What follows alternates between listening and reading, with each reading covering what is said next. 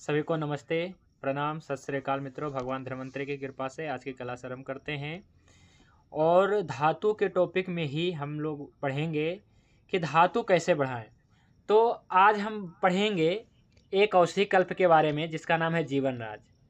तो जैसे ही धातु शब्द आता है तो हमारा ध्यान शुक्र धातु की तरफ, सीमेन की तरफ जाता है, जबकि ऐसा नहीं है। धातु मतलब जो शरीर का धारण करे और पोषण करे। केवल धारण करने से नहीं होगा, पोषण भी करे। तो ऐसे अपने शरीर में 7 धातु हैं: रस, रक्त, मांस, मेद, अस्थि, मज्जा और शुक्र। तो ये सभी धारण करते हैं, पोषण करते हैं शरीर का।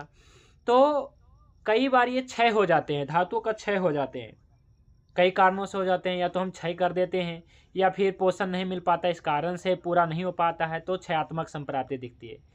तो हमने आपको बताया है, धातु टॉपिक चूंकि चल रहा है, तो मैंने आपको धातु पाचक पढ़ाया कि धातु पाचक देने से जो एक्स्ट्रा धातु बढ़ गई है, जैसे रस, रक्त बढ़ गई है, मांस बढ़ गई है, विशेष करके मेद बढ़ जाती है, अस्थि बढ़ जाती है, तो समस्या आती है। विशेष रूप से मांस दिखता है आपको, मेद दिखता है आपको, अस्थि मज्जा दिखता है कि हाँ ये बढ़ गया, तो इसके लिए मैंने आपको पाचक पढ़ाया। लेकिन जब क्षय हो जाए तब क्या दें? तो क्षय जब हो जाता है तो इसी की चिकित्सा हम अब आगे की सभी क्लास में करने वाले हैं। इससे पहले आपको एक रसायन के बारे में पढ़ाया, या फिर कहिए जो हमने कल आपको पढ़ाया था सप्तअग्नि, वह भी एक रसायन ही है, क्योंकि इसमें पिपली है, मिश्री है, और ये च्यवनप्राश रसायन का ही एक सेपरेट चीज़ है, मतलब औषधियाँ हैं। बस इसमें 5 औषधियाँ जो मैंने बताया, ये च्यवनप्राश रसायन की औषधियाँ हैं। तो अगर धातु को बढ़ाना है तो रसायन चीज़ें देनी होगी, है ना, बल्य चीज़ें देनी होगी। तो आज भी हम जो पढ़ाने वाले हैं यह भी एक रसायन ही आप समझ लीजिएगा, क्योंकि जब तक कोई रसायन नहीं होगा वह कैसे धातु बढ़ाएगा, या फिर कहीं धातु जो बढ़ाने वाला वो सभी रसायन ही होगा लगभग। तो इसी क्रम में जो है आज हम एक औषधि कल्प के बारे में बात करने वाले हैं।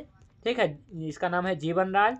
और हमें इसे जीवनराज क्यों कहते हैं? क्योंकि यह जीवन देने का कार्य करता है, क्योंकि ये विशेष रूप से रस पे रक्त के ऊपर कार्य करेगा, यानी कि रस धातु बढ़ाएगा, फिर रक्त धातु बढ़ाएगा। अभी हम धातु के बारे में पढ़ेंगे पहले कि रस कैसे बढ़ाएं, रक्त कैसे बढ़ाएं। कंसेप्ट क्या है कि रस धातु बढ़ाना है, या इसका मतलब है रस धातु की अग्नि को मंद करना होगा। तो पहले हमने तेज करने की चिकित्सा पढ़ा था, अब जितने भी कल्प पढ़ेंगे ये सभी जो है अग्नि मंद करने वाला चिकित्सा होगा। तो हर एक केस में अग्नि तेज नहीं करना होता है, अग्नि मंद भी करना होता है। जैसे क्षयात्मक संप्राप्ति में कोई दुबला पतला है, इसका मतलब अग्नि तेज है, या फिर धातु क्षय है, तो अग्नि मंद करके ही धातु की वृद्धि कर सकते हैं, रस की, रक्त की, मांस की। तो हम अग्नि मंद करेंगे आज जी। ठीक है, तो अग्नि मंद करने के लिए पहला कल्प यानी कि रस, रक्त, धातु की अग्नि मंद करेंगे हम। इसके लिए हमें जीवनराज औषधि की आवश्यकता है। ये कल्प है, कल्प नाम है ना। इसमें औषधियाँ क्या है, ये कैसी होगी, तो इसके बारे में जानेंगे। ठीक है, तो इसकी थोड़ी हम उपयुक्तता पहले देख लेते हैं, ये किस में होगा उपयोग। तो यह जो है रस एवं रक्त धातु, उपधातु, रस के धातु और उपधातु, है ना। और जो रस से ही रक्त पोषित होता है और सभी धातुएं पोषित होती है रस से ही। तो रस एवं रक्त धातु और इनके उपधातु वर्धक सर्वोत्तम औषधि जीवनराज। ठीक है, क्या है ये? है कसाय लेकिन विपाक में मधुर, यानी कि रसायन ही तो है। ठीक है, रसायन देखिए यहाँ पे आया है, मधुर एवं कसाय रस प्रधान। ठीक है, मधुर होने से क्या है? पृथ्वी और आप महाभूत है। मधुर में पृथ्वी और आप महाभूत। और कसाय भी क्या है जी? वायु और पृथ्वी तो इसमें भी है, कसाय में भी, यानी कि पृथ्वी और आप महाभूत प्रधान ये कल्प है। तभी पृथ्वी और आप महाभूत, यानी कि आग लगा है तो दो ही काम करते हैं, पानी डालते हैं, पानी भी से भी नहीं बुझता है तो मिट्टी डालते हैं, तो यही काम करेंगे। अग्नि तेज है, इस कारण से धातु क्षय, अग्नि तेज होने से धातु का क्षय हो रहा है, तो हम पानी डालेंगे, मिट्टी डालेंगे। इसके लिए हम 2 कल्प यानी कि हम जीवनराज इस कल्प का प्रयोग करने वाले हैं। बहुत ही व्यापक प्रयोग करता हूँ मैं, और आप सभी लोग भी करिए, बहुत ही सिंपल है, आप इसे जो है आराम से जो है तैयार कर सकते हैं। तो चलिए आज हम इस कल्प के बारे में पूरा डिटेल करते हैं। तो जितनी भी क्या है कि ये पृथ्वी और आप महाभूत प्रधान औषधियाँ आते हैं, सभी अम्ल धर्मी होता है। ठीक है, और यह क्या है? रस एवं रक्त धातु वर्धक है, और ये अवतर्पण जन्य व्याधि में उपयोगी। अवतर्पण यानी कि कोई दुबला पतला ऐसा कोई है, तो ऐसे व्याधि में, और इस कारण से कोई रोग है जैसे अस्थि क्षय, ऑस्टियोपोरोसिस ऐसी कोई कंडीशन है, रोमेटिक अर्थराइटिस जैसे कोई दिक्कत है ना, या फिर रस रक्त के क्षय होने से जितने भी दिक्कत है, मैंने आपको बताया है कि रक्त ही क्यों, एक हमने टॉपिक बनाया था रक्त ही क्यों, आज फिर से टॉपिक दोहराते हैं, रक्त धातु ही क्यों, क्योंकि ये रक्त धातु टॉपिक से रिलेटेड है ना। अभी हम क्या पढ़ रहे हैं कि रस और रक्त को कैसे बढ़ाएं। जब रस बढ़ेगा तो रक्त बढ़ेगा ही बढ़ेगा, तो रस रक्त बढ़ाएं। तो रस रक्त ही क्यों, क्योंकि रक्त इसलिए क्योंकि रक्त से बना है आपका हृदय, रक्त से बना है आपका लीवर, रक्त से बना है आपका किडनी, रक्त से बना है स्प्लीन, रक्त से पोषित होता है आपका आते, रक्त से पोषित होता है उत्पन्न होता है आपके प्रोस्टेट, रक्त से उत्पन्न होता है पोषित होता है टेस्टिकल, रक्त से जीव की उत्पत्ति बताया गया है, रक्त के फेन से जो है फुफ्फुस लंग्स की उत्पत्ति बताई गई है। यानी कि अपने बॉडी में जितने भी प्रमुख अंग ऑर्गन्स हैं सब रक्त से उत्पन्न है जी। रक्त के झाग से उत्पन्न है, कोई फेन से उत्पन्न है, कोई प्रसाद भाग से उत्पन्न है, इस प्रकार से उत्पन्न है। ठीक है, इसके बारे में तो क्लास हमने एक किया था, रक्त धातु ही क्यों, रक्त अध्याय में। तो इतने जो प्रमुख कितने हैं, 1 2 3 4 5 6 7 8 9 प्रमुख अंग, और भी 10 भी हो सकते हैं लेकिन हमने 9 यहाँ पे लाया है। दिमाग भी आप कहिए कि रक्त से ही है ना, दिमाग के जो मज्जा होते हैं ना, इसको कहते हैं ब्रेन मैरो, आप ऐसा कह सकते हैं, यानी कि जो मज्जा होती है दिमाग के जो निर्माण होते हैं, तो वो भी क्या है कि रक्त से ही कुछ बताया गया है। तो इस प्रकार से रक्त धातु बहुत महत्वपूर्ण धातु है। तो इन सभी में कोई प्रॉब्लम है, हार्ट में, लीवर में, किडनी में, स्प्लीन में, है ना, टेस्टिकल में, प्रोस्टेट में, टंग में, लंग्स में, ये सब में हमें रक्त धातु के ऊपर कार्य करना है। या तो रक्त धातु को शुद्ध करना है ना, अगर ज़्यादा हो गई है, अग्निमंद हो गई है, तो रक्त धातु अग्निमंद होने से, रक्त धातु के अग्निमंद होने से क्या होगा, आम उत्पन्न होगा, यानी कि रक्त धातु अशुद्ध होगा, और अग्नि तेज हो जाने से रक्त धातु का क्षय हो जाएगा, तो क्षय होने से कमजोर हो जाएगा। वैसे तो उसमें भी कमजोरी आती है ना। कोई क्या मोटे व्यक्ति बलवान होते हैं क्या? नहीं, बिल्कुल नहीं चले जाते हैं, चलते हैं तो हाफ ही आ जाता है जी, है ना, श्वास भर जाता है। तो मोटे व्यक्ति भी बलवान नहीं होते हैं। तो क्या दुबले पतले व्यक्ति बलवान होते हैं? नहीं, दुबले भी नहीं बलवान होते हैं, लेकिन हाँ कुछ अच्छे होते हैं। लेकिन क्या क्षयात्मक संप्राप्ति दोनों में है। आप ऐसा समझ लीजिए कि अच्छे चीज़ों की कमी है, अच्छे रक्त की कमी है, अच्छे मांस की कमी है, अच्छे मेद की कमी है। एक में तो क्या है कि कुछ है ही नहीं क्योंकि क्षय हो गया, दूसरे में तो बहुत ज़्यादा बढ़ गया है, अच्छे चीज़ की कमी हो गई है। तो इसलिए हम क्या करेंगे, रक्त धातु का या तो शोधन करेंगे या तो पोषण करेंगे। रक्त धातु का, रस धातु का या तो शोधन करेंगे या तो पोषण करेंगे। बात ये दो ही है, या तो शोधन करना है या तो पोषण करना है। मोटे व्यक्ति में ज़्यादातर लगता है यही होता है कि हमें शोधन करने की आवश्यकता होती है, और पतले व्यक्ति में हमें पोषण करने की आवश्यकता होती है। इसलिए पोषण देना बहुत जरूरी है, जो आपका ये जीवन राजकल्प बहुत ही अच्छे तरीके से दे सकता है। ठीक है, तो यह क्या है, तर्पणजन्य व्याधि में उपयोगी है। दुबले पतले रोग में तो दे ही सकते हैं, चाहे रोग कुछ भी हो, और खास करके इससे संबंधित हो तो आप दे ही सकते हैं, है ना। इससे संबंधित हो तो हमारे पास कल एक पेशेंट आया, लेडीज पेशेंट, तो इसका जिम में कुछ समस्या था, वजन कम था, है ना, लगभग 40 kg, और भी ऐसा ही कुछ 40-45। तो हमें समझ में आया कि इसका वजन कम है, 30-35 उम्र है, 30 उम्र है तो वजन कम है, 45 है तो और जिम में भी कुछ प्रॉब्लम है। तो आप जो है जिम में प्रॉब्लम है, क्षयात्मक संप्राप्ति है, आप ये निश्चित रूप से दीजिए जीव का पोषण करने के लिए। वैसे भी देंगे तो लाभ ही होगा। जिम में छाले वगैरह आ रहे थे 1 साल से, तो इस प्रकार से क्या होता है, जब ऐसे कोई दिक्कत होती है तो रक्त धातु की कमी है, इस कारण से इसके जिम में बार बार छाले पड़ रहे हैं, है ना। या फिर अगर मोटा रहता तो हम रक्त पाचक देते हैं, पतला है तो सीधा हम जीवन राज देंगे जी। ठीक है, तो दो ही बात है, अगर हमें रक्त धातु की दिखती है कि अग्निमंद है तो हमें तेज करना है, अग्नि तेज है तो हमें मंद करना है। आप कहते हैं ना कि जिम में छाले आ रहे हैं, अच्छा जिम में छाले आ रहे हैं तो मतलब अग्नि तेज है, अंदरूनी गर्मी है जी। आपको डॉक्टर वैद्य को कहते हुए कि अच्छा अग्नि जो है तेज है, मंद है, ऐसा ही कुछ कहते हैं, है ना।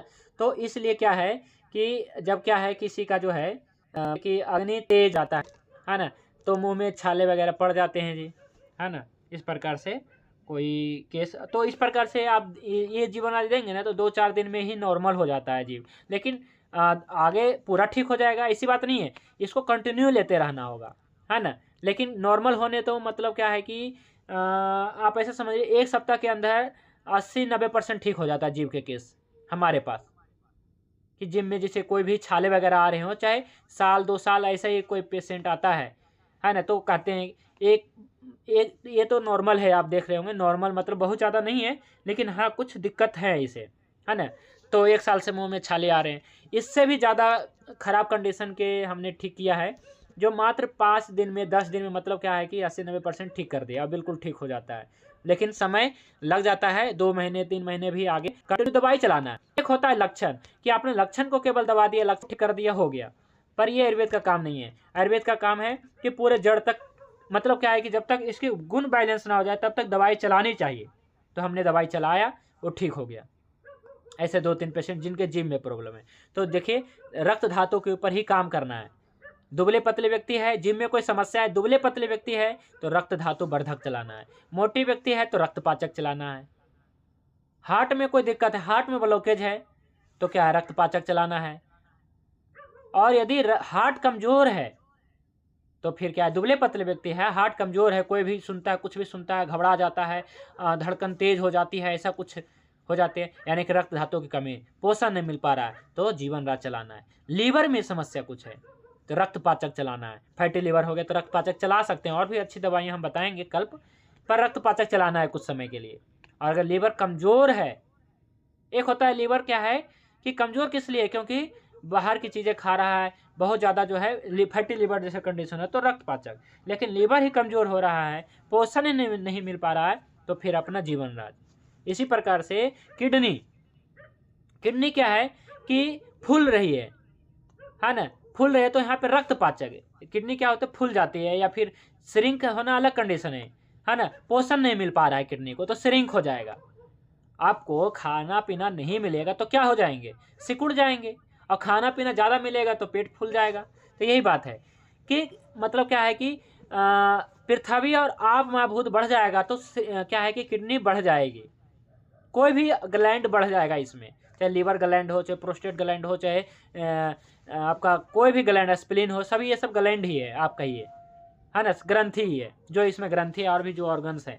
तो पृथ्वी आप महाभूत बढ़ गया तो हमें तेज महाभूत बढ़ाना है, और तेज महाभूत बढ़ जाने से क्षय हो गया, यानी कि पोषण नहीं मिल पा रहा है अब तो किडनी श्रिंक हो जाएगी। इसका मतलब क्या है कि अब हमें पृथ्वी आप महाभूत के गुणों की वृद्धि करना है, तभी तो किडनी बढ़ेगी। कि यहाँ पे वायु आकाश महाभूत बढ़ाइएगा, आप सोच सकते हैं वायु आकाश महाभूत बढ़ा दिया तो किडनी और छोटा हो जाएगा, छोटा हो जाएगा। और यदि क्या किडनी को बड़ा करना चाहते हैं तो जो किडनी श्रिंक हो जाती है ना पेशेंट को, तो आप यहाँ पे जीवन राज तो बिल्कुल चलाइए, ठीक है। फिर स्प्लीन हो गया, तो स्प्लीन में भी 2 चीज़ें होती है, स्प्लीन भी बढ़ जाती है, स्प्लीनोमेगाली, और एक स्प्लीन भी श्रिंक हो जाएगी पोषण ना मिलने के कारण। तो ऐसा होगा कि उसमें तो रक्तपाचक चलाएंगे मोटे में अगर बढ़ गया है तो, और यदि क्या स्प्लीन काम नहीं कर पा रहा है, रक्त ज़्यादा नहीं बन पा रहा है, हीमोग्लोबिन कम है किसी का, तो यहाँ पर जीवन राज चलाएंगे। इसी प्रकार से आते वगैरह में भी सेम कंडीशन सभी में लागू होगा, टेस्टिकल वगैरह, माउथ वगैरह, लंग्स वगैरह, ठीक है जी। तो इसलिए रक्त धातु बहुत ही महत्वपूर्ण धातु है, ठीक है। तो ये हो गया। अब तर्पणजन व्याधि में उपयोगी है, और कष्ट आर्तव को ठीक करता है जी, बहुत ही अच्छी औषधि है कष्ट आर्तव, मेनोरेजिया, इसके लिए क्या कष्ट आर्तव यानी डिस्मेनोरिया के लिए, ठीक है, फीमेल पेशेंट के लिए, है ना, बहन बेटियों के लिए अच्छा होता है। ये नहीं भी कोई दिक्कत है तो ये चलाएं, लेकिन हाँ इसका वजन ज़्यादा ना होना चाहिए, अगर ज़्यादा है, ओवरवेट है तो बिल्कुल नहीं चलाएं, लेकिन अंडरवेट है तो निश्चित रूप से चलाएं, यही चलाना पड़ेगा। कोई फीमेल पेशेंट है, चाहे मैरिड अनमैरिड कुछ भी हो, तो आप इसे जीवन तो चलाएं ही चलाएं। क्या है, ये कष्ट आर्तव को, डिस्मेनोरिया को ठीक करता है, यानी कि जो रेगुलर पीरियड आदि होनी चाहिए वो बढ़िया हो जाएगा। जो दर्द वगैरह होता है ना, बैक पेन या फिर वैसे भी स्टमक पेन वगैरह, जो भी दर्द हैं सब ठीक हो जाता है इसे लेने से, क्योंकि रस रक्त धातु वर्धक है। तो रस धातु का उपधातु, रक्त धातु का उपधातु, ठीक है। ब्रेस्ट और यूट्रस ठीक हो जाता है, ठीक है। ब्रेस्ट मिल्क को भी बढ़ाता है, क्योंकि रस धातु बढ़ गया तो रक्त धातु की, रस धातु बढ़ गया तो रस धातु का उपधातु यानी कि स्तन्य ब्रेस्ट मिल्क बढ़ जाता है। तो इसलिए डिलीवरी के बाद तो ये चलाना ही चाहिए।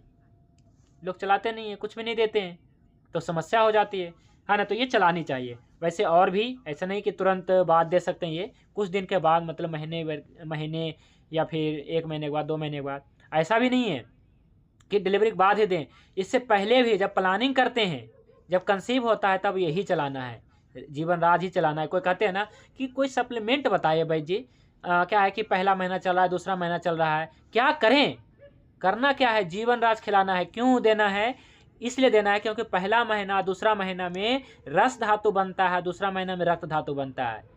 तो पहला महीना दूसरा महीना में तो ये देना ही देना है, नहीं देंगे तो अच्छा रस नहीं बनेगा, अच्छा रक्त नहीं बनेगा, तो आपके बच्चे बीमार, बच्चे को क्या है कि एनीमिया होगा, बच्चे का लीवर खराब होगा, बच्चे का किडनी खराब होगा। ठीक है, तो इसलिए बच्चे को भी सुरक्षित रखना है। तो पहले महीना दूसरे महीने, एलोपैथी में क्या है ना, सरकारी में टैबलेट मिलता है जो हॉस्पिटल में, वो सब कैल्शियम की गोली, हीमोग्लोबिन, ये सब टैबलेट दे देते हैं, बेकार, बंद करिए, जीवन राज दीजिए, रस धातु रक्त धातु वर्धक, और थोड़ा सा पंचगव्य सेवन करवाते रहिए पहले महीने से, या साधारण घी भी दे सकते हैं। तो पहला महीना दूसरा महीना के प्रेग्नेंट महिलाओं के लिए यही है। ठीक है जी, तो ये देना है। और क्या काम करता है, रक्त से उत्पन्न सभी अंग, तो मैंने बताया दिया, हार्ट, लीवर, किडनी, स्प्लीन को ठीक करता है, लंग्स, टंग, टेस्टिकल को बल देता है, और लो बीपी को ठीक करता है। कैसे करता है, जो कहता है लो बीपी हो जाता है, लो बीपी हो जाता है, कैसे होता है, क्योंकि मैंने आपको बताया रक्त धातु का क्षय होना। जब रक्त धातु का क्षय होगा, रक्त ही नहीं रहेगा, तो प्रेशर कहाँ से बना पाएगा, जो प्रेशर होनी चाहिए। तो रक्त बढ़ाइए, प्रेशर बढ़ाइए, यानी कि ब्लड प्रेशर जो लो हो गया है उसको हाई करेगा, ये निश्चित रूप से करता है ये। ठीक है, और हाई में नहीं देना है बस, लेकिन बीपी फ्लक्चुएट होता है तो उसमें आप दे सकते हैं कुछ मर्म आदि थेरेपी दे करके। वजन को बढ़ाता है, जब रस धातु बढ़ेगा, रक्त धातु बढ़ेगा तो वजन बढ़ेगा। और सबसे बड़ी बात, यह हड्डी एवं मांस के जोड़ों को ठीक करता है। समझ रहे हैं, हड्डी एवं मांस के जोड़ों को, यानी कि नी पेन, ज्वाइंट पेन, ये सब में भी दे सकते हैं, क्योंकि हड्डी और मांसपेशियों को जोड़ को, जिसको आप क्या कहते हैं, लिगामेंट या टेंडन, ऐसा ही कुछ कहते हैं। हड्डी जोड़ को लिगामेंट कहते हैं शायद, हड्डी और मांस के जोड़ को टेंडन कहते हैं, ऐसा ही नहीं बताया था मैंने। तो हड्डी एवं मांस के जोड़ को भी ठीक करता है, जैसे नी पेन वगैरह, ये कहीं भी, तो ये ठीक करेगा, है ना, कि ब्लड सर्कुलेशन बढ़ाएगा, ब्लड बढ़ाएगा, अनिद्रा, घबराहट को दूर करेगा, एनीमिया और पीलिया में उपयोगी है, मूत्राशय के रोग को ठीक करता है, और मासिक धर्म में विशेष उपयोगी है।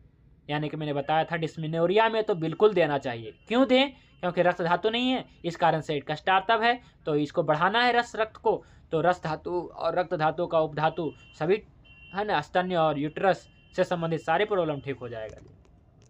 ठीक है, तो आपने तो देख लिया उपयोगिता, तो देख लिया ये सभी बीमारियों में उपयोग करना है, लेकिन कैसे करना है, इसे हम कैसे बनाएं, है ना। तो चलिए अब पढ़ते हैं जीवन राज का निर्माण विधि। लेकिन इससे पहले जो है इसका द्रव्य, रस, महाभूत, सामान्य गुण, विशेष गुण। चलिए पढ़िए। पहला इसमें जो घटक द्रव्य है विद्रुम, तो विद्रुम का क्या रस है, महाभूत, कोई भी साथी पढ़ लीजिए। रस मधुर, सामल, महाभूत पृथ्वी, आप, अग्नि, पृथ्वी। सामान्य गुण शीत, सामक, बृहन, दीपन, पाचन। विशेष गुण जलज, महशून, रस धातुवर कार्य होते, रस धातु बल। चलिए ठीक है, किट, चलिए मैं बता देता हूँ। ठीक है, देखिए इसमें ऐसा बताया गया है, दो प्रमुख घटक द्रव्य है जी, रस धातु, रक्त धातु। बार बार मैं पहले भी बताते आए हैं, लेकिन आज हम डिटेल ही एक टॉपिक ही ले आए हैं, क्योंकि टॉपिक जब तक नहीं लाएंगे तब तक कैसे होगा, है ना। तो आज हम टॉपिक बना करके आज पूरा एक क्लास इसके ऊपर रहेगा। रस धातु की अग्नि मंद कैसे करें और रक्त धातु की अग्नि मंद कैसे करें। अग्नि मंद करना है तो पृथ्वी और आप महाभूत पर ध्यान देना है जी, हमेशा ध्यान रखना है। अग्नि मंद करना है, मुझे अग्नि मंद करना है। तो पहला है इसमें विद्रुम। ठीक है, एक विशेष प्रकार की परवाल का विशेष प्रजाति है। तो जैसे क्या है कि सभी का अपना अपना गुणधर्म है। तो इसका जो घटक द्रव्य है, ये तो मैंने बताया नहीं, घटक द्रव्य है शुद्ध परवाल पिष्टि और शुद्ध मंडोर भस्म, ये है जी, बस इतना ही है। ठीक है, और इसमें जो है क्या है कि इसमें जो परवाल है, तो परवाल के बारे में मैंने पहले भी कुछ बताया था, और इसमें शुद्ध परवाल लेना है विद्रुम प्रजाति का। तो विद्रुम का गुणधर्म मैं अभी बताता हूँ। जैसे क्या है कि एक कोई भी औषधियाँ हैं, जैसे पहले भी मैंने बहुत सारे औषधि कल्प के बारे में बताया कि देखिए गेरू है, एक सोना गेरू है, तो अंतर है कि नहीं है। एक वंशलोचन है, एक असली वंशलोचन है, एक गुग्गुल है, एक असली गुग्गुल है, एक शिलाजीत है, एक असली शिलाजीत है, तो सब में भेद होता है ना। तो इसी प्रकार से यहाँ पर भी भेद है। तो विद्रुम प्रजाति का जो है इस प्रकार का क्या है कि प्रवाल लेना है, जो मार्केट में लगभग प्राप्य ही रहेगा, ये कोई वैद्य ही दे सकता है ना। तो वैद्य से प्राप्त करिए, है ना। मार्केट में तो क्या है कि कुछ नहीं है ना, औषधि के नाम पे। तो विद्रुम ये क्या है कि मधुर है, मधुर होने से पृथ्वी और आप महाभूत प्रधान है, और ये थोड़ा सा अम्ल है। क्यों? क्योंकि ये समुद्र में होता है ना, समुद्र के निचली सतह पे, इसलिए सा अम्ल है।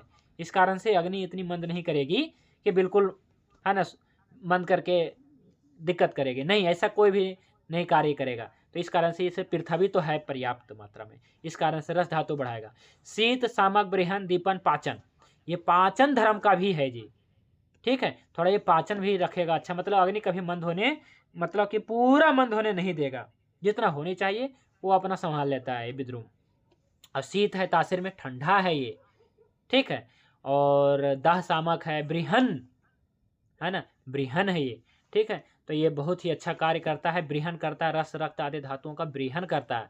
इसके बारे में देखिए आया है, मधुरम सामलम कफ पित्त आदि दोष सुनुत, यानी कि कफ पित्त आदि दोषों को, पित्त आदि दोषों को विशेष रूप से नाश करेगा, है ना। और वीर्य कांतिकरम, है ना, ऐसा बताया गया है। तो वीर्य वर्धक भी है क्योंकि रस धातु बढ़ेगा। तो आगे तो जो विद्रुम है स्पेशल रस धातु के लिए, ठीक है। और अगला है किट, है ना। तो किट मतलब क्या होता है जी, किट क्या है पहले, तो किट कसाय है। किट क्या है? कसाय है। देखिए किट्टम कसायम, है ना, ऐसा आया है। तो ये भी बहुत ही अच्छी औषधि है किट। तो ये क्या होता है, जो बहुत पुराना मतलब कि कम से कम बताया गया 100 साल। कहेंगे भाई जी आप कहाँ से प्राप्त कर पाएंगे, ये हम कहाँ से प्राप्त कर पाएंगे, हम तो 100 साल के नहीं है। लेकिन जो बहुत पुराने वैद्य हैं उनके पास होता है ना। तो ये बहुत थोड़ी मात्रा में दिया जाता है विद्रुम, मात्र 20 mg में देता हूँ। 20 mg समझ रहे हैं आप, कितने हजारों लोगों को दे सकते हैं जी, है ना, अगर एक बार प्राप्त हो जाता है 1-2 kg तो ऐसे ही क्या जो बहुत पुराने वैद्य उनके पास होता है। अगर 100 साल पुराने ना हो किट, तो कम से कम बताया गया है 20 साल पुराने होनी चाहिए। तो इतना तो हो ही जाता है ना। लेकिन इसलिए क्या है, हमें किट प्राप्त अच्छे तरीके से रखने चाहिए। किट क्या होता है, जैसे लौह भस्म आपने सुना होगा, लौह भस्म तीक्ष्ण होता है, लेकिन ये तीक्ष्ण नहीं होता है। तीक्ष्ण होने से वो तेज है, इस कारण से रक्त धातु का उतना अच्छा काम नहीं करेगा आपका लौह भस्म। लेकिन मंडूर क्या है जी, सौम्य है थोड़ा, क्योंकि इसमें पृथ्वी महाभूत है ये, है ना, कसाय है ना, इस कारण से। तो इसलिए ये अच्छा होता है किट। तो किट प्रयोग करना चाहिए रक्त धातु के लिए, है ना। ये लव से ही प्राप्त किए जाते हैं, ऐसी बात नहीं है, लेकिन उसका किट होता है। आप इसे समझ लिए कि उसका जो है कुछ किट, यानी कि जो उसका जंग होता है, लेकिन वो इस प्रकार का जंग नहीं होनी चाहिए, औषधि प्रयोग लायक होनी चाहिए उस प्रकार का जंग, है ना। तो किट क्या है जी, कसाय है। और ये पृथ्वी और वायु महाभूत हो गया कसाय होने से। ये भी शीत है, लेकिन लौह भस्म थोड़ा तीक्ष्ण है ना, इस कारण से। और ये क्या है जी, रक्त धातु बल्य है, रक्त धातु बढ़ाता है, रक्त धातु को बल भी देता है किट। तो करना क्या है जी, करना ये है कि आपको लेना है 100 ग्राम विद्रुम और 200 ग्राम किट लेना है। क्यों लेना है इतना, बराबर क्यों नहीं लेना है? तो इसका उत्तर मैंने कल दिया था, क्योंकि रस धातु, विद्रुम रस धातु के ऊपर कार्य करेगा और किट जो है रक्त धातु के ऊपर कार्य करेगा।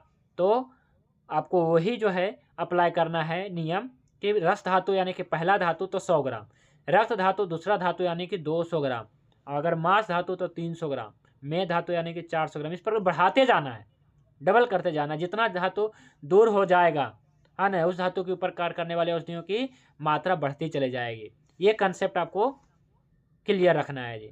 तो विद्रुम 100 ग्राम, किट 200 ग्राम ले करके आपको जो है बनाना है। तो हमने ऐसा ही बनाया है, आप चाहें जैसे भी बना सकते हैं। 100 ग्राम का कम्बिनेशन लीजिए, चाहे 500 ग्राम का, चाहे 1 kg का।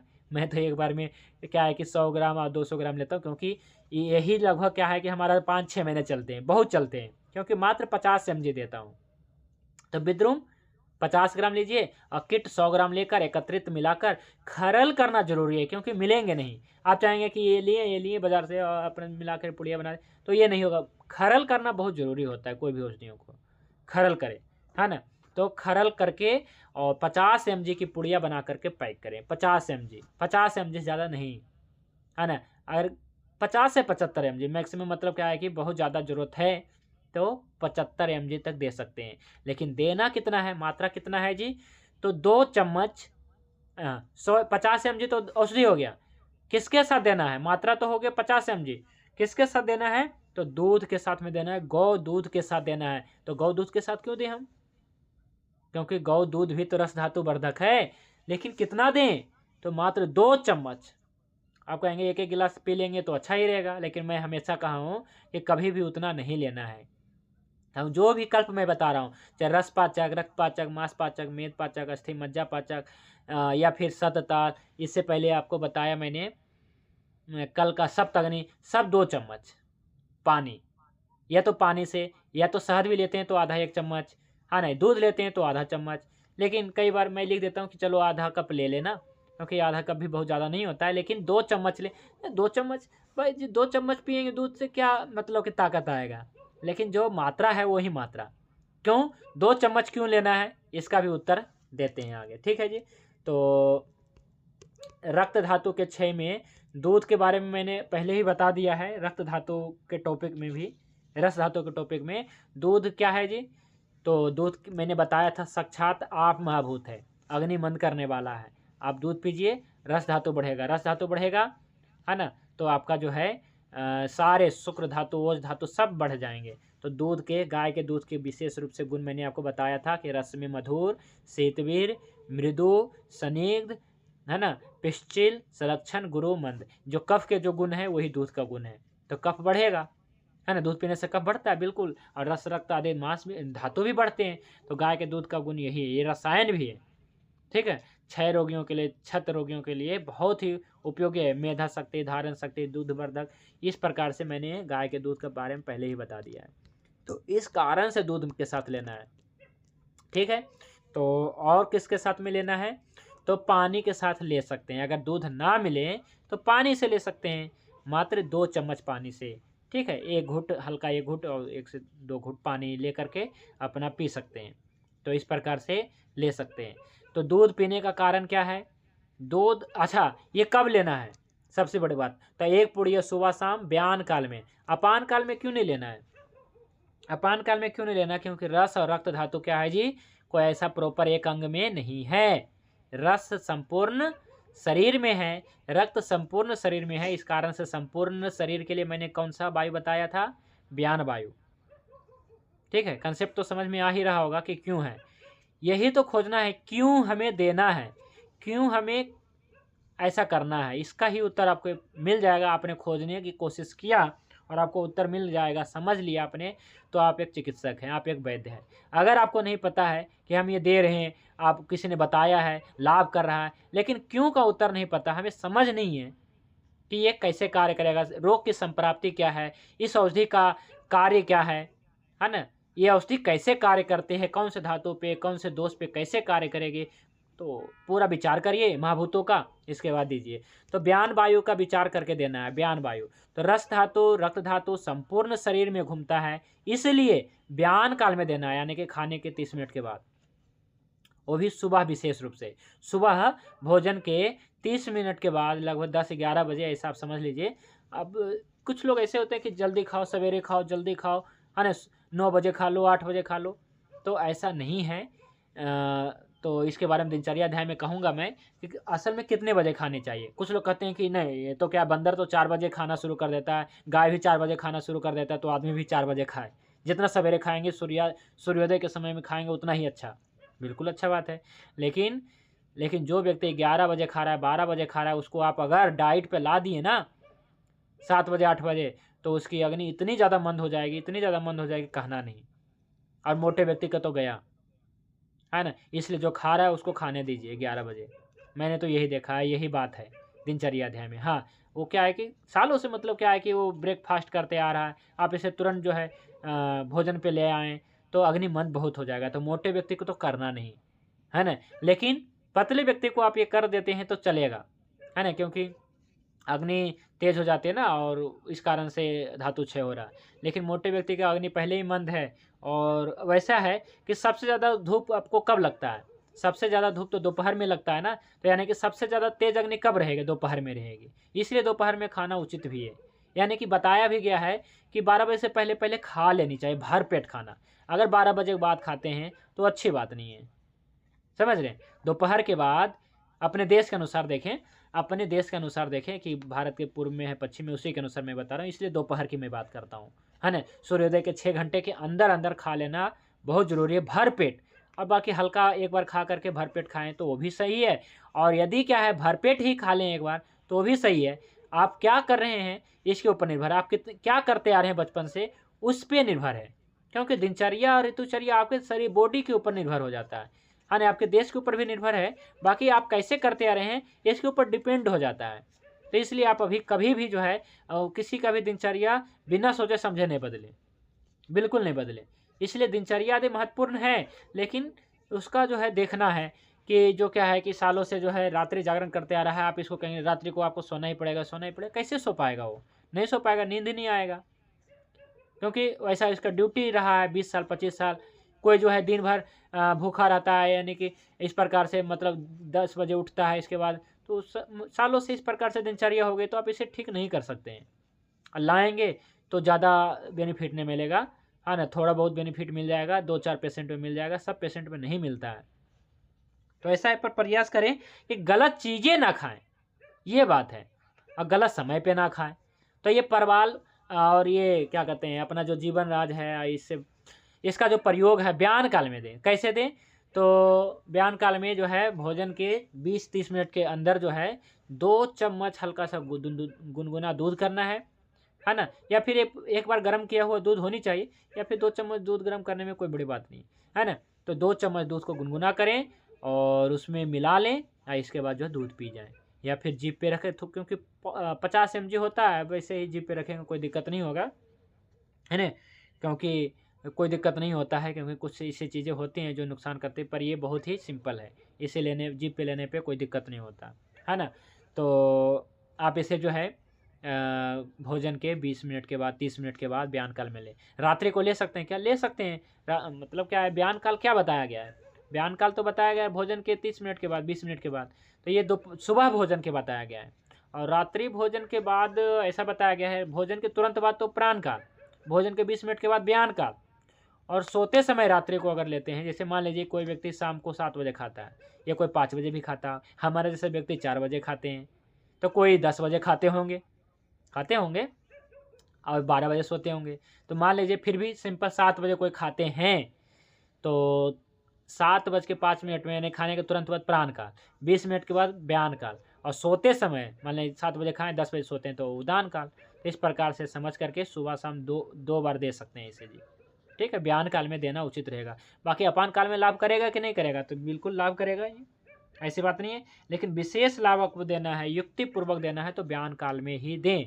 और आधा कप या फिर 2 चम्मच गुनगुने दूध में, देखिए यहाँ पे मैंने आधा कप लिख दिया है, हालांकि मैं लिखता हूँ आधा कप ही, लेकिन मैं जैसे क्या है कि ज़्यादातर लिखता हूँ ना, तो 2 चम्मच लिख देता हूँ अपने अपने हिसाब से भी, कि क्या ये कर पाएगा, 2 चम्मच लिखेंगे तो ले पाएगा कि नहीं ले पाएगा, क्या ये तो 2 चम्मच क्या इसे, चलो पानी से ले लेते हैं। लेकिन दूध तो दूध है, क्या है, क्योंकि दूध भी आप माभूत प्रधान है, अग्नि को मंद करेगा, ठीक है जी। तो इसलिए हम क्या करते हैं कि और देखिए एक प्रश्न का उत्तर और यहाँ पे है कि आधा कप दूध के साथ क्यों नहीं, या फिर 1 गिलास दूध के साथ क्यों नहीं? आधा कप तो फिर भी चलेगा, 1 कप दूध के साथ क्यों नहीं, 2 कप दूध के साथ क्यों नहीं, आधा लीटर 1 लीटर दूध के साथ क्यों नहीं? क्योंकि हम ले रहे हैं ब्यान काल में। अब ब्यान काल यानी कि भोजन के बाद, तो भोजन के बाद दूध पीना कौन कौन सही मानते हैं जी, बताइए? भोजन के बाद कोई नहीं मानते होंगे हमें लगता है, लेकिन मानना पड़ेगा, है ना, मानना पड़ेगा, औषधि के रूप में मानना पड़ेगा। दूध सुबह शाम दोपहर दिन रात कभी भी पी सकते हैं, कभी भी पी सकते हैं। मैं पीता हूँ और अपने रोगी को भी देता हूँ, शास्त्रों के प्रमाण के अनुसार। कहते हैं सुबह में दूध नहीं पीना चाहिए, क्यों नहीं पीना चाहिए? बिल्कुल पीना चाहिए। मैं पहले भी कई बार कह चुका हूँ। कुछ लोग मना करते हैं, उनको मना करने दीजिए। दूध उतना ही पीना है जितना आपकी आवश्यकता है, औषधि के अनुसार। ये जीवन राज दे रहे हैं तो 2 चम्मच दूध ले लिए, तो इसलिए भोजन के बाद चूँकि ले रहे हैं, इस कारण से 2 चम्मच लेना है, पहला तो ये। और दूसरा कारण ये है 2 चम्मच का कि ज़्यादा ले लेंगे, मान लीजिए खास करके पाचक आप लेते हैं और ज़्यादा पानी ले लिया आपने, तो पाचक बेकार हो जाएगा, आपका आप रोटी बना रहे हैं, आटा में ज़्यादा पानी मिला देंगे तो आटा बेकार हो जाएगा। ऐसा यहाँ पे सिस्टम है। सब कुछ जो है एक संतुलन में लेना है। जैसे भोजन के साथ पानी नहीं पीना है। हम कई बार बोले कि भोजन के साथ में पानी पीना है, लोटा लेके बैठना है पीना नहीं है, लोटा बस लेके बैठना है। तो चूँकि जो है अपना जो भारतीय परंपरा है लोटा ना कि गिलास, तो इसलिए लोटा लेके बैठना है। पानी पीना है, आधा एक रोटी खा के आधा एक घूंट पीना है पानी, भोजन के अनुसार कि भोजन कैसा है। रूखा सूखा है तो ज़्यादा पानी ले सकते हैं। यानी कि एक सम करना है, एक पूरा ग्रेवी जो होता है बनाना है भोजन का, तभी तो हो पाएगा, पचेगा। तो कुछ लोग पानी ही नहीं पीते हैं, बिल्कुल नहीं पीते हैं, तो भोजन अजीर्ण हो जाता है ना। और कुछ लोग बहुत ज़्यादा पानी पीते हैं तो भी अजीर्ण हो जाता है। तो जीर्ण कैसे हो, पचे कैसे? तो संतुलन, संतुलन, ठीक है। यानी कि आप आधा रोटी, एक रोटी खा के कम से कम आधा घूंट पानी तो पी लीजिए, कोई दिक्कत नहीं है। बस भोजन के अनुसार गर्म होनी चाहिए, ठीक है। इस प्रकार से। हाँ, लस्सी तो एक एक गिलास पियेंगे, एक एक गिलास नहीं। हमने तो देखा है 10-10 गिलास पीते हैं लोग, 10 गिलास, 5 गिलास, फिर उसकी अपान वायु बिगड़ जाती है। दिन भर मतलब गैस पास करते हैं। अरे भाई हम तो छाछ पी रहे हैं, छाछ इतना क्यों पी रहे हैं? अग्निमन, छाछ तो बताया गया है शास्त्रों में, प्रमाण नहीं देंगे, केवल शास्त्रों का नाम ले लेते हैं। तो ऐसा नहीं है। भोजन के साथ में छाछ पी सकते हैं और नहीं भी पी सकते हैं। कब पी सकते हैं वो भी कारण मैंने बताया था। कब पी सकते हैं? जब आपके भोजन में घी ना हो। और कब नहीं पी सकते हैं? कब पी सकते हैं? जब आपके भोजन में घी ना हो। कब नहीं पीना चाहिए? मतलब क्या है कि भोजन के साथ में अगर घी है आपके रोटी में, सब्जी में, तो घी है तो छाछ नहीं पीना है। और छाछ पीने का मन कर रहा है तो घी हटा लीजिए, अपना छाछ एक बार पी लीजिए, लेकिन उतना ही जितना पानी पीते हैं। क्योंकि छाछ को गर्म कर नहीं सकते हैं आप, पानी को गर्म कर सकते थे, लेकिन छाछ को गर्म करके कोई पिएगा? कोई नहीं पिएगा, पीना भी नहीं चाहिए, बताया भी नहीं गया। इसलिए छाछ को पीते समय घी नहीं होनी चाहिए भोजन में। कई बार इच्छा कर जाते कि नहीं भोजन के साथ छाछ ले ले, तो अच्छी बात है, घी हटा दीजिए रोटी में से, और इसके बाद जो पीजिए। सब्जी में भी थोड़ा घी तेल कम करके रखिए, तभी आप पीजिए छाछ। छाछ का मजा लीजिए भोजन के साथ में, लेकिन उतना ही, बस एक घूंट पीना है ना। एक बार में एक घूंट पीना है। ऐसा नहीं कि 1 गिलास, 2 गिलास, 3 गिलास, 4 गिलास, ऐसा नहीं पीना है जी। चलिए ठीक है। तो रस और रक्त धातु की अग्नि को मंद करना है तो आपको जीवन राज बहुत ही अच्छी औषधि है। इसका मैंने बता दिया पूरा डिटेल। ये रस धातु और रक्त धातु और इनके उपधातु के लिए बहुत अच्छी औषधि है। रस, रक्त आदि से संबंधित जितने भी ऑर्गन्स है, heart, liver, kidney, lungs, spleen, testicle, tongue वगैरह, लंग्स वगैरह, सब को ठीक करता है। और प्रेग्नेंट औरत को तो ये दे ही दीजिए, है ना, जिनका पहला दूसरा महीना चल रहा है, तीसरा महीना चल रहा है तो इसलिए सतताल देना है। चौथा महीना, मैंने कौन से महीने में कौन सा औषधि देना है अपने पास आयुर्वेद में सब है जी। तो आपको मैंने रस धातु, रक्त धातु का अग्निमंद करना है तो कैसे करना ये बता दिया। मांस का तो पहले ही बता रखा था जी। अब आगे जो है मेद, अस्थि, मज्जा आदि के बारे में बताएंगे, ठीक है। तो आज के टॉपिक से रिलेटेड कोई भी साथी का प्रश्न है तो रख सकते हैं।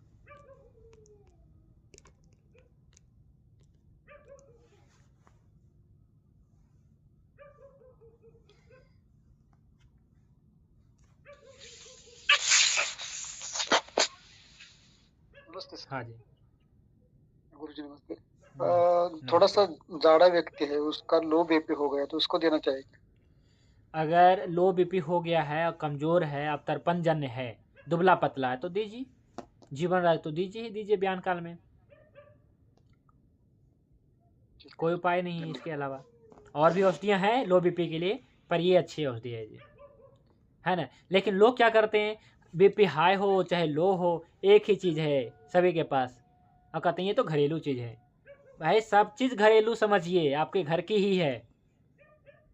ये क्या घर की नहीं है, ये घर के बाहर की है, सब घर की है, घर में ही होनी चाहिए। तो केवल बेलपत्र देते हैं, तो बेलपत्र से काम नहीं चलेगा। बीपी हाई में वो चल भी जाएगा, लेकिन बीपी लो में नहीं चलेगा। बेलपत्र देना भी नहीं चाहिए, ठीक है, क्योंकि ये जो पृथ्वी आप महाभूत वो नहीं है, ये है साक्षात पृथ्वी महाभूत, तो इसको देना चाहिए जी। तो कोई दुबला पतला कमज़ोर है और बीपी लो है तो जीवन राज खाने के बाद देना है। बाकी एक औषधि और बताया था मैंने, सतताल, वो भी देना है।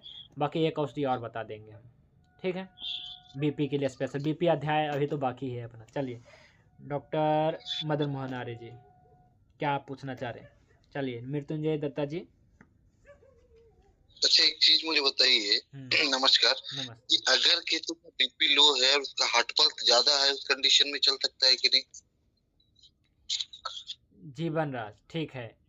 तो एक तो क्या है कि रक्त क्षय हो गया है तो उसमें देना है, और रक्त धातु का क्षय हो गया जिसे कई बार अचानक हो जाता है, कई बार क्या दोषज होता है, कई बार अगंतुज होता है। ये तो आप जानते ही हैं कि कई बार एक मिनट, कई बार अगंतुज होता है ना कि मतलब क्या है कि एक्सीडेंट आदि में हो जाता है जो, तो इस प्रकार से तो है ही। लेकिन कई बार क्या होता है कि दोषज होता है कि ऐसा कुछ नहीं हुआ फिर भी क्या है कि रक्त धातु का क्षय हो गया तो उसमें भी दे सकते हैं। और बाकी हार्ट बीट बढ़ने से क्या लेना देना है, अगर मोटा व्यक्ति है तो नहीं दीजिए, मैं तो यही कहूँगा। लेकिन दुबला पतला व्यक्ति है, बीपी लो है, तो निश्चित रूप से दीजिए। मोटे व्यक्ति में नहीं दीजिए, पहले उसका पाचक आदि दे करके ही इसको बैलेंस करिए, है ना। हार्ट बीट मतलब बढ़ना मतलब क्या कह सकते हैं आप इसे, क्या मानते हैं? हार्ट बीट किसी का बढ़ रहा है तो क्या आप मानते हैं इसे? तो जाहिर सी बात है कि रस धातु अपना सही से काम नहीं कर पा रही है।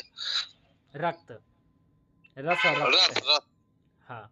हाँ। तो क्या है कि उनके हार्ट से जुड़ा हुआ प्रॉब्लम जो है ना, तो आप ये पतले व्यक्ति में बता रहे हैं या मोटे व्यक्ति में? तो मैंने बहुत लोगों में देखा है कि जिनका बीपी लो रहता है, दुबले पतले रहते हैं, बहुत ज्यादा मोटे नहीं रहते हैं, मीडियम जिसको मीडियम भी कहें हो कि सकते हैं।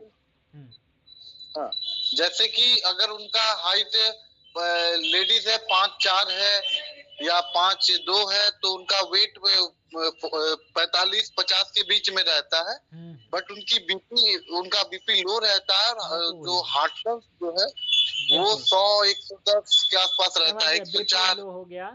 और हार्ट बीट अगर ऐसा कुछ है तो जीवन रख दीजिए, क्योंकि इनमें तो ज़रूरत भी है जी, है ना। और फीमेल पेशेंट को तो देना ही चाहिए। मैं ये मानता हूँ कि फीमेल पेशेंट हो चाहे रोगी हो चाहे निरोगी हो, फीमेल को लेना है ये, ठीक है। रस रक्त धातु वर्धक, क्योंकि रस धातु का उपधातु, रक्त धातु का उपधातु जो है ब्रेस्ट और यूट्रस, ये बहुत ही ज़रूरी है जी। और जितना अच्छा रस रक्त रहेगा उतना ही अच्छा ब्रेस्ट और यूट्रस अच्छा रहेगा, और उतना ही अच्छा जो है तंदुरुस्त रहेगी फीमेल पेशेंट, कोई भी फीमेल हो। इसमें मुझे जो कंफ्यूजन है कि इसमें 2 कंडीशन होती है। बहुत सारे लोगों के साथ क्या है कि उनका बीपी लो रहता है लेकिन हार्ट पल्स ज्यादा रहता है।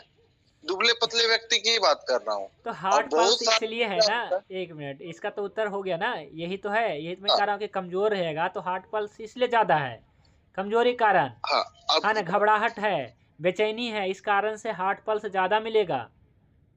ऐसा नहीं कि केवल मोटे व्यक्ति में ही मिलेगा, पतले व्यक्ति में मिलता है। और बहुत सारे लोगों में क्या है कि बीपी लो रहेगा लेकिन हार्ट पल्स भी कमजोर रहेगा, मतलब कम रहेगा, 60 रहेगा, 60-62, मतलब 60-62, तो उसको भी चला सकते हैं क्या? उसको तो चलाना ही चलाना है।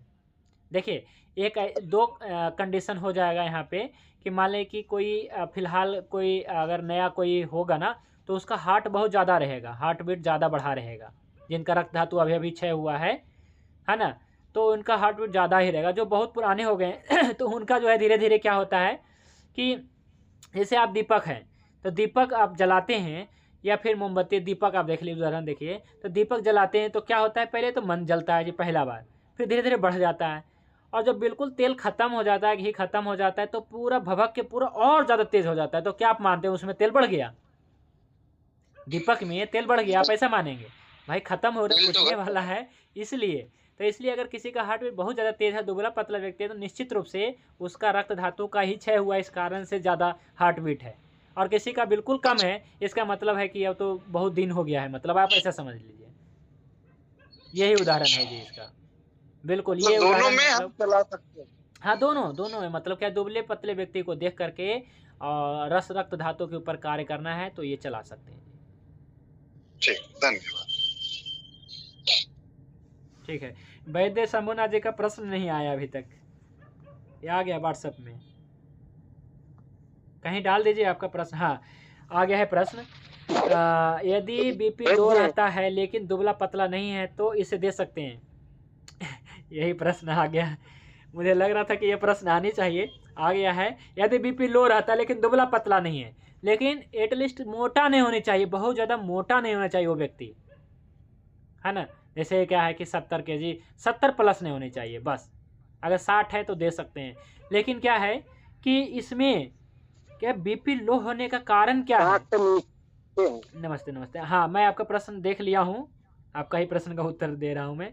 तो यदि दुबला पतला नहीं है और मोटा व्यक्ति तो नहीं है, बस इतना देख करके आप दे सकते हैं। एक मध्यम भी होता है ना, पित्त प्रकृति वाला मध्यम भी होता है। यदि बीपी लो रहता है दे सकते हैं, लेकिन इसे देने से बीपी बढ़ता है। तो दो कंडीशन भी कई बार हो जाता है ना कि बीपी लो तो है लेकिन कुछ ऐसे ले लिए तो बीपी हाई भी हो गया, तो उसमें सोच समझ के देना है, यानी कि रेगुलर नहीं देना। जैसे हाई होता है इस औषधि को रोकना पड़ेगा, जैसे हाई होता है इस औषधि को रोकना पड़ेगा जी, इसके बाद चलाना है। ठीक है, इसके बाद तो क्या दे सकते हैं कि नहीं दे सकते हैं। तो अगर बीपी बहुत ज़्यादा लो हो गया तो शुरू में तो दे दीजिए, लेकिन क्या है कि इसका कुछ अलग देखिए, दो कारण से बीपी लो होगा। अभी बीपी अध्याय मैं कहूँगा तो दो कारण से होगा। या तो रक्त धातु का क्षय हो गया, पहला बात, रक्त धातु का क्षय हो जाएगा, प्रेशर कहाँ बनेगा, है ना। जो ब्लड वेसल्स पे प्रेशर होनी चाहिए वो प्रेशर नहीं बन पाएगा, क्योंकि ब्लड ही कम है, सप्लाई ही कम है, तो प्रेशर उस पर कम पड़ेगा, यानी कि ब्लड प्रेशर लो।